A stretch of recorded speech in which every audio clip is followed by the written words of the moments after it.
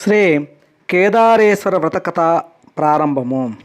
సూత పౌరాణికుండు సౌనకాది మహర్షులంగాంచి ఇట్లనియే. ఋషి పుంగవులారా, మానవులకు సర్వ సౌభాగ్యములో కలుగజేయినదియు పార్వతీదేవిచే సాంబశివుని శరీరార్థము పొందినదియగు కేదారేశ్వర వ్రతము ఒకటి కలదు. ఆ వ్రత విధానమును వివరించదవినుండు. దీనిని బ్రాహ్మణ, క్షత్రియ, వైశ్య, శూద్రాదులు ఆచరించవచ్చును. ఈ వ్రతమును 21 మారులు ఆచరించేవారు సకల సంపదలను అనుభవించి పిదప శివ సాయుధ్యము పొందుతురు. ఓ ముని శ్రేష్ఠులారా, ఈ వ్రత మహాత్యమును వివరించద వినుడు. భూలోకమున ఈశాన్య భాగమున మెరుపు గుంపులతో కూడియున్న శరత్కాల మేఘలంబోలు నిఖిల మణి విచిత్రంబైన శిఖరముల చేతను, పలు తెరగులైన లతా విశేషముల చేతను, బహువిధములగు పుష్ప ఫలాదుల చేతను, నానా విధములైన పక్షుల చేతను, మరియు అనేకములైన కొండ కాలువల చేతను వ్యాప్తంబయి సాలత మాల రసాల హింతాల వకుల శోక చందన దేవదారు నారికేళామ్ర పనస నాగ పున్నాగ చంపకాది వృక్షముల చేతను, నానాతరు విశేషముల చేతను భాసిల్లునట్టి ఉద్యానవనముల చేతను ప్రకాశించుచు నిఖిల కళ్యాణప్రదంబై సర్వజన నమస్కృత్యంబై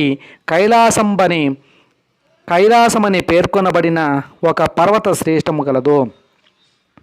అందు షడ్గుణైశ్వర్య సంపన్నులను మహామహనీయులగు యోగుల చేతను, సిద్ధ గంధర్వ కిన్నెర కింపురుషాదుల చేతను సేవింపబడి మనోహరంబయ్యున్న ఆ పర్వత శిఖరమందు జగత్కర్త అయిన పరమేశ్వరుండు ప్రమదగణములచే పరివేష్టింపబడి భవానీ సమేతుడై సకల దేవముని బృందముల చేత నమస్కరించబడుచు ప్రసన్నుండై కూర్చియుండి యొక్క సమయమున చతుర్ముఖాది దేవతలకందరికీ దర్శనమిచ్చే. అంత సూర్యాగ్ని పవనులను నక్షత్రయుక్తుండైన నిశాకరుడును అంటే చంద్రుడు మరియు ఇంద్రాది దేవతలను, వశిష్ఠాది మహర్షులను, రంభ మొదలగు అప్సరసులను, బ్రాహ్మీ మొదలగు సప్తమాతృకలను, సేనానియును, గణపతియును, తత్సారూప్యము పొందియున్న నంది, భృంగి మొదలగు ప్రమద గణములను తనను పరివేష్టించి కొలుచుచుండనట్టి ఆ భవానీ వల్లభుని అత్య అద్భుతమగు సభయందు నారదుడు మొదలగు దేవగాయకులు స్వామి అనుజ్ఞవడసి గానము చేసిరి. అట్టి రమణీయంబును శ్రావ్యంబునగు గానము ప్రవర్ధిల్లుచుండగా ఘృతాచి మేనకాదులు వీణాది చతుర్విధ వాద్యములతో లయలతో కూడిన నృత్యమునర్చిరి. అప్పుడా వేల్పు బానిసలలోన మిక్కిలి సొగసకత్తయగు రంభ అఖిల స్వర బృందముల యొక్క మనస్సులు రంజిల్లునటుల నాట్యమునరించెను. ఆ సమయమున భృంగిరిటి అనే భక్తవరుండు ఆ స్వామి సన్నిధియందాయనకు ప్రీతి కలుగునట్లుగా వికటనాట్యము చేయగా అప్పుడు సకల దేవతలకు మిక్కుటమైన హాస్యము జనించినది. అటువంటి ఆశ్చర్యంబగు హాసముల వలన అప్పుడు ఆ పర్వత గుహలు నిండునట్ల గొప్ప కలకల కలిగే. ఇట్లు హాస్యము విస్తరిల్లుచుండ సర్వేశ్వరుడగు శంకరుడు ఆ భృంగరిటిని చూచి, నీ చేత మిగుల హర్షప్రవర్ధం పైన నాట్యము చేయబడినని సెలవిచ్చి మదం పొంది ఆ భక్తుని అనుగ్రహించెను. అంతటా ఆ భృంగరిటి శివానుగ్రహము కలుగుటం చేసి అతడు ప్రీతుండై సకల విభుదులచే గౌరవింపబడి సమాహిత చిత్తుండై వినయముతో కూడి ఆ పార్వతీదేవిని వదిలి ఈశ్వరునికి మాత్రము ప్రదక్షిణము నమస్కారములు చేశాను. అప్పుడు పార్వతి చిరునగవుతో కూడినదై తన పతియగు ఆ పరమేశ్వరుని చూచి, ఓ పరమేశ్వర, ఓ స్వామి, ఈ భృంగిరిటి నన్ను విడిచి మీకు మాత్రమే ప్రదక్షిణ చేయుటకు కారణమేమి? విన వేడుకగా ఉన్నది తెలుపమని కోరగా అప్పుడు ఆ పరమశివుడు, ఓ ప్రియురాలా, చెప్పేది వినుము. పరమార్థ విధులకు యోగులకు నీ వలన ప్రయోజనములేమి చేసి ప్రయోజనము లేదు కాబట్టి నాకు మాత్రమే నమస్కరించని చెప్పాను.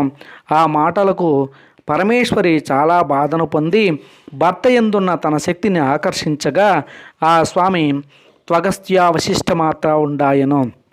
అంత ఆ దేవియు సారహీనురాలై వికటురాలాయను.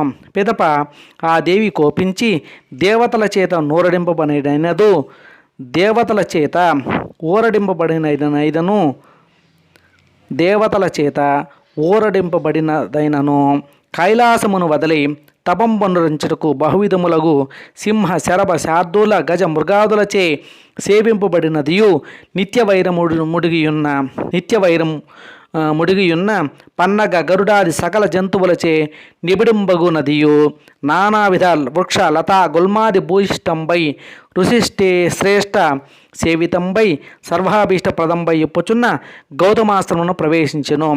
అంత ఆ గౌతముడు వన్యంబులై హోమయోగ్యంబులగు సమిత్కస ఫలాదులను సంగ్రహించుకుని వనము నుండి వచ్చినడ తన ఆశ్రమ భాగమున వెలుగుచున్న ప్రకాశమును చూచి ఋష్యాశ్రమగుటచే ఇలా శోభిల్లుచున్నదేమో అని విస్మయం పొంది తత్కారణమును చింతించుచు ఆ ఆశ్రమను ప్రవేశించి తామర రేకుల వంటి కన్నులు కలిగి అలంకృతురాలయ్యున్న ఆ పరమేశ్వరును చూచి పూజ్యురాలవైన ఓ భగవతి నీవిచ్చట కేతించుటకు కారణమేమి అడుగగా ఆ దేవియు ఆ జడదారికి తనకు విషాదకారమును వచించి నమస్కరించి ఓ మునీశ్వర ఏ వ్రతము యోగులకు సమ్మతమైనదో ఏ వ్రతస్థానము చేత నాకు శంకర దేహార్థము లభించునో అటువంటి వ్రతమును ఉపదేశమనగా ఆ మహర్షి సకల శాస్త్ర పురాణావలోకం ఆచరించి ఈప్సితార్థ ప్రదంబగు శ్రీమత్ కేదార నామకం పైన ఉత్తమ వ్రతమును ఆచరింపమని ఉపదేశించును. అంత ఆ దేవియు ఆ వ్రతానుష్ఠానము ఆనతీయమని వేడగా ఇటులు చెప్పతొడగను. అమ్మ, భాద్రపద శుక్లాష్టమి యందు శుద్ధ మనస్కురాలవై మంగళకరములగు 21 తంతువుల చేత హస్తమునందు ప్రతిసరము ధరించి పూజించి ఆ దినమందు ఉపవాసము అనరించి మరునాడు బ్రాహ్మణ భోజనము చేయించి అది మొదలు అమావాస్య వరకు ఈ వ్రతము ఇటులా సలుపుచు ప్రతిదినమునందును శ్రీమత్ కేదార దేవుని ఆరాధింపవలేను.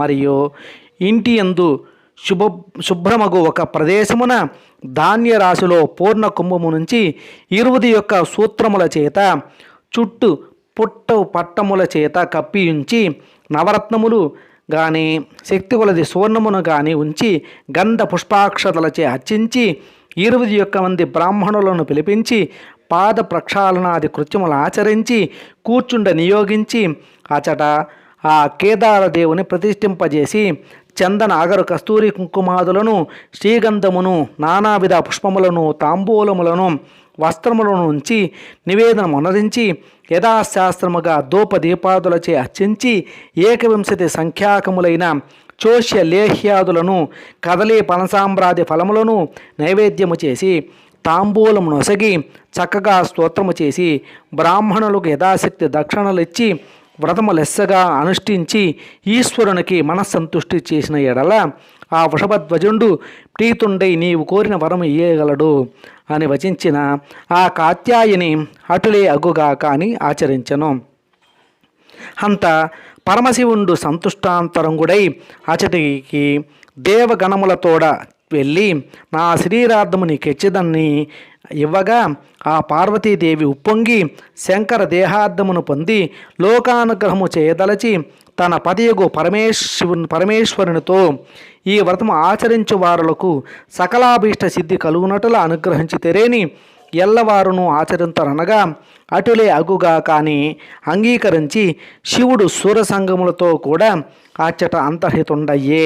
మరికొంతకాలమునకు శివభక్త యుక్తుండగు చిత్రాంగదుడను గంధర్వుడు నందికేశ్వరుని వలన ఈ వ్రతచర్యాక్రమం పెరిగి మనుష్యలోకమునకు వెళ్ళి వారులకు ఉపదేశింపవలనని ఇచ్చగలవాడై ఉజ్జయిని పట్టణమును చేరి వజ్రదంతుడగు ఆ రాజునకు ఆ వ్రతమును ఉపదేశింప అతడు ఆ వ్రతమును కల్పోక్త ప్రకారముగా ఆచరించి సార్వభౌముండాయను.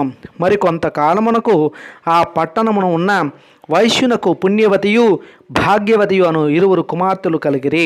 వారిద్దరును తండ్రి దగ్గరకు పోయి కేదార వ్రతము ఆచరించుటకు ఆనతీయమని వేడగా అతడు అమ్మా, నేను మిగిలి దరిద్రుడను, మీరా తలంపు మానుడనగా ఓ తండ్రి, నీ అనుజ్ఞయే మాకు పరమధనము కావున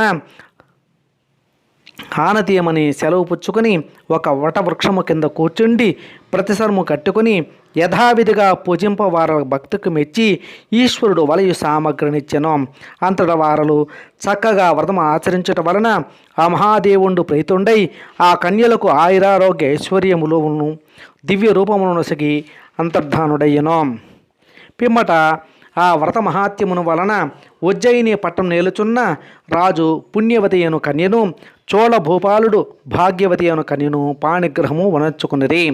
అందువలన ఆ వైశ్యుండు ధన సమృద్ధి కలిగి సామ్రాజ్య సంపదలను పుత్రులను పొంది సుఖముగా ఉండేను.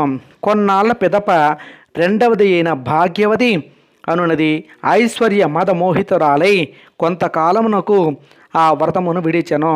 అందువలన భాగ్యహీనురాలై పుత్రిని తోడ పెనుముటి చేత వెడలనంపబడి అడవిలో తిరిగి సంచార కిన్నురాలై ఒక బోయవాని ఇల్లు చేరెను. అచ్చట పుత్రుని చూచి, నాయన, నా అక్కయ్యకు పుణ్యవతిని ఉజ్జయినీపురపు రాజు వివాహం ఆడియున్నవాడు.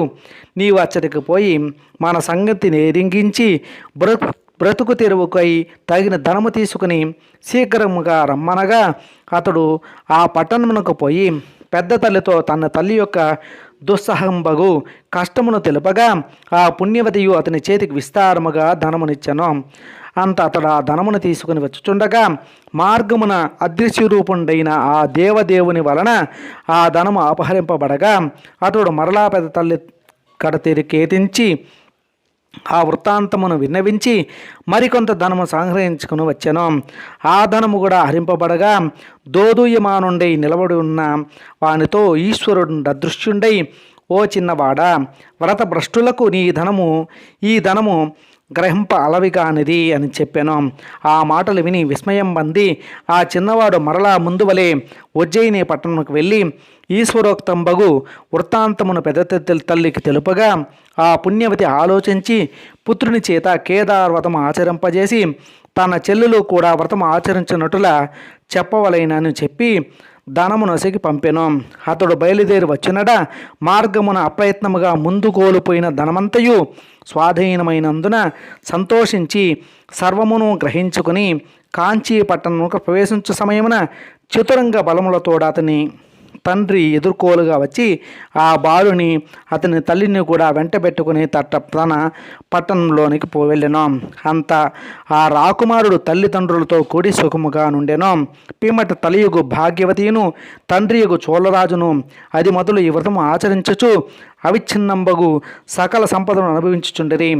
ఎవరైనా యథాక్త ప్రకారముగా ఈ వ్రత మహాత్యమును భక్తియుక్తులై వినిన చదివిన అట్టి వారందరికును శ్రీ మహాదేవుని అనుగ్రహం వలన అనంతములగు ఆయురారోగ్యైశ్వర్యములను పొంది సుఖమును అనుభవించి శివ సాయుధ్యమును పొందుతురని గౌతమ మహర్షిచే చెప్పబడినని సూతుండు సౌనకాదులు చెప్పినట్లుగా శ్రీ వ్యాస భట్టారకుడు స్కాంద పురాణమునందు అభివర్ణించెను.